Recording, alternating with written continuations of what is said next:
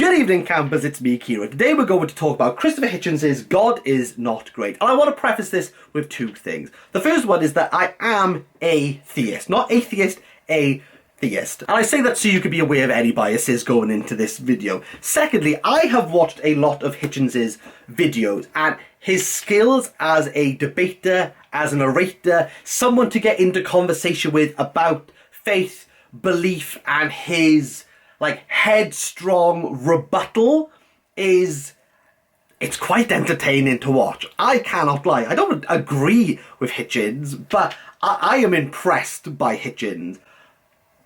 In the written form, though, God is Not Great comes across like patronizing. It's almost farcical. It's almost ridiculous. Christopher Hitchens, alongside Sam Harris and Richard Dawkins, really pioneered the New Atheism movement. And I have to say, I do not like New Atheism. I think it's very self-righteous. The movement itself is very pompous and arrogant. And if I really wanted to give an example of what I mean by that, I would just say, read this book. I'm aware that within the introduction, Hitchens basically sets up the premise of saying, if you are a believer, allow me to dissuade you. Allow me to use facts, logic to destroy your opinion.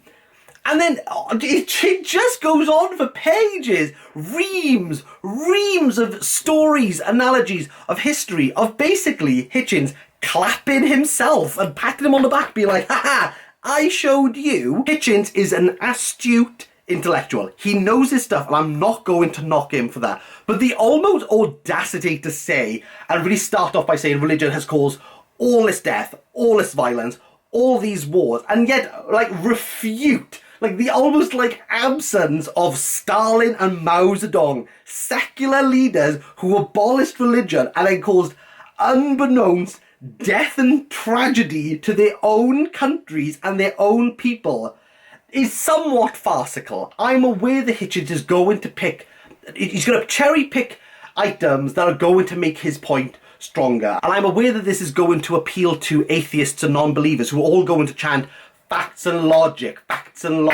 But it's so up its own arse, this book, that I don't think I can take anything that Hitchens says seriously. Personally, I think Hitchens has gone about this book in the wrong way. If he had spoken about how people corrupt or interpret religion, because religion, in regards to the text and its messaging, can be very loose and can be very vague, and people can insinuate their own meaning and obtain the rationale that they want. If he had gone about an argumentation of how that has happened and how these atrocities has formed under the guise and under the cause of religion, I think he would be more successful in winning people over.